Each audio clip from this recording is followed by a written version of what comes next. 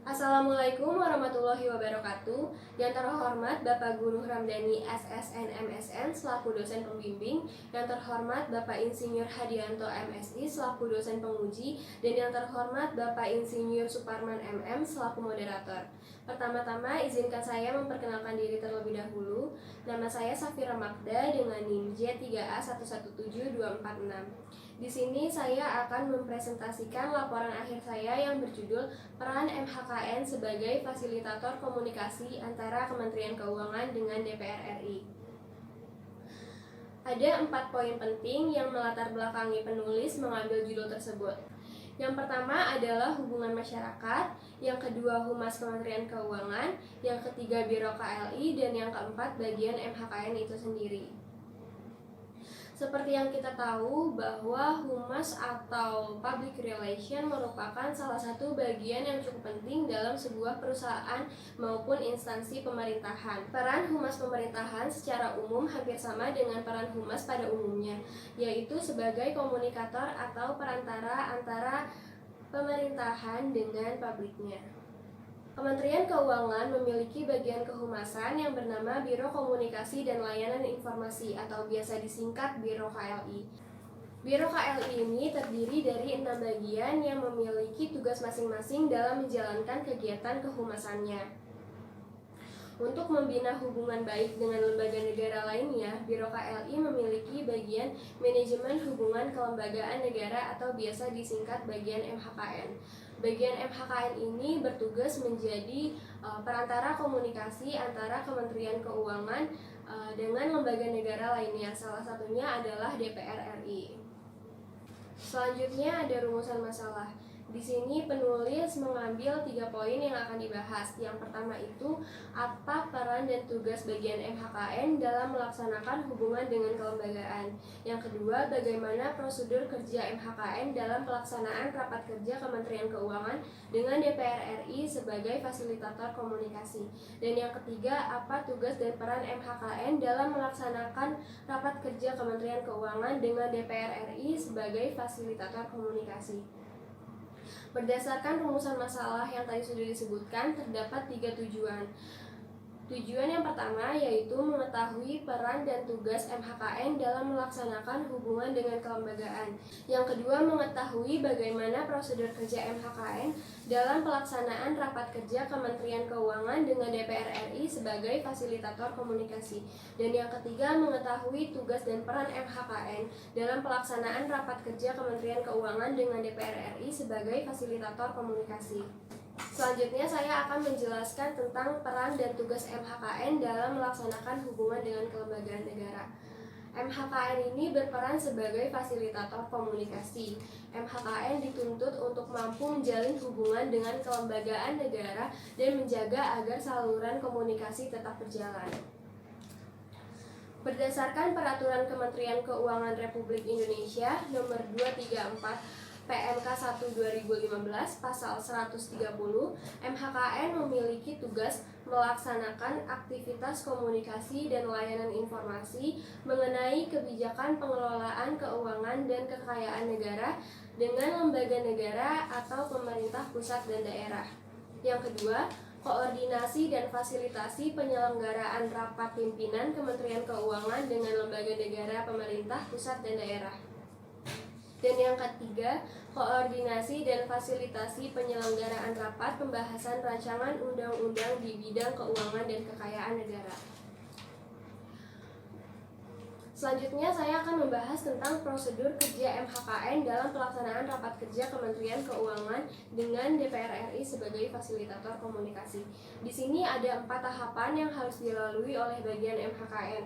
Yang pertama adalah koordinasi jadwal dan agenda rapat kerja DPR RI dengan Menteri Keuangan. Yang kedua, menyusun surat undangan atas nama Menteri Keuangan. Setelah menyusun surat, tahap yang ketiga adalah pelaksanaan rapat kerja, dan setelahnya itu ada penatausahaan kesimpulan. Selanjutnya ada arus komunikasi dalam prosedur rapat kerja. Komunikasi yang dilakukan oleh bagian MHKN terbagi menjadi dua, yaitu komunikasi internal dan komunikasi eksternal. Arus komunikasi dalam komunikasi internal yang dilakukan oleh bagian MHKN adalah komunikasi vertikal. Komunikasi vertikal ini dibagi menjadi dua, yaitu komunikasi dari atas ke bawah dan komunikasi dari bawah ke atas. Komunikasi dari atas ke bawah dilakukan ketika Kepala Bagian MHKN menugaskan Kepala Subbagian HKN 1 atau 2 untuk membuat konsep undangan Sekretaris Jenderal atas nama Menteri Keuangan. Komunikasi dari bawah ke atas dilakukan oleh Kepala Subbagian MHKN kepada Kepala Bagian MHKN. Kemudian ada komunikasi eksternal. Arus komunikasi yang dilakukan dalam komunikasi eksternal adalah komunikasi horizontal. Komunikasi horizontal ini dilakukan ketika bagian MHKN melakukan koordinasi tugas kerja dengan bagian Sekretariat Banggar DPR RI. Selanjutnya ada tugas dan peran MHKN dalam pelaksanaan rapat kerja Kementerian Keuangan dengan DPR RI sebagai fasilitator komunikasi. Ada 3 tahapan yang harus dilaksanakan oleh bagian MHKN. Yang pertama adalah sebelum rapat kerja berlangsung, yang kedua saat rapat kerja berlangsung, dan yang ketiga setelah rapat kerja berlangsung. Sebelum rapat kerja berlangsung ini dibagi menjadi 2 tahapan.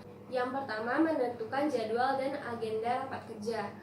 Dalam menentukan jadwal dan agenda rapat kerja ini dibagi menjadi 4 tahapan, yaitu mengkoordinasikan jadwal rapat kerja bersama Sekretariat Banggar DPR RI. Yang kedua, menyampaikan surat undangan rapat dari Sekretariat Banggar DPR RI kepada Menteri Keuangan. Yang ketiga, penyusunan surat undangan. Yang keempat, pemberian materi. Dan yang kelima, mengkonfirmasi dan mengkoordinasi kembali. Setelah itu ada persiapan rapat kerja di DPR RI. Ada 3 tahapan dalam mempersiapkan rapat kerja di DPR RI. Yang pertama, mempersiapkan loading room Kementerian Keuangan. Yang kedua, mempersiapkan desk-take atau caretaker. Dan yang ketiga, melakukan absensi kedatangan Menteri Keuangan beserta jajarannya. Setelah itu ada saat rapat kerja berlangsung. Saat rapat kerja berlangsung ini, bagian MHKN harus memantau jalannya rapat dan menjadi notulen. Setelah rapat kerja berlangsung, bagian MHKN harus melakukan evaluasi dan membuat laporan rapat dan transkrip rapat. Selanjutnya saya akan menjelaskan hambatan. Terdapat beberapa hambatan yang dihadapi oleh bagian MHKN ketika menjalankan tugasnya. Hambatan yang pertama adalah prosedur pembuatan surat yang cukup kaku dan bertingkat.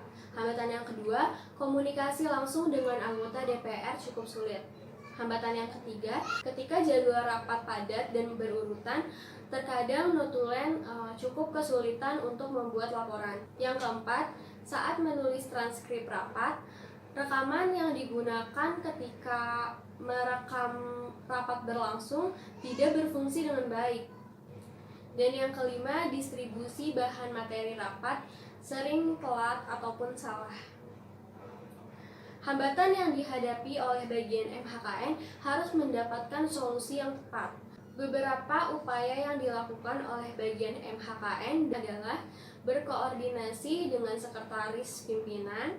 Yang kedua, melakukan komunikasi antar pimpinan. Yang ketiga, saat rapat padat dan beruntun, notulen biasanya meminta bantuan kepada anak magang untuk membuat laporan maupun transkrip rapat. Yang keempat, ketika rekaman kurang terdengar dengan jelas, notulen mengecek di Twitter Wiki DPR. Dan yang terakhir, ketika distribusi bahan telat dikirimkan ataupun salah, bagian MHKN harus segera mengirimkan kembali dan diganti dengan yang benar. Kemudian ada kesimpulan. Dalam kesimpulan ini terdapat 3 poin. Yang pertama adalah peran Humas dalam Kementerian Keuangan dituntut untuk mampu menyelenggarakan kegiatan komunikasi timbal balik yang efektif untuk membantu organisasi mendengarkan keinginan dan aspirasi publiknya demi terciptanya sikap publik yang menguntungkan guna memperoleh dukungan dan kerjasama publik terhadap aktivitas organisasi.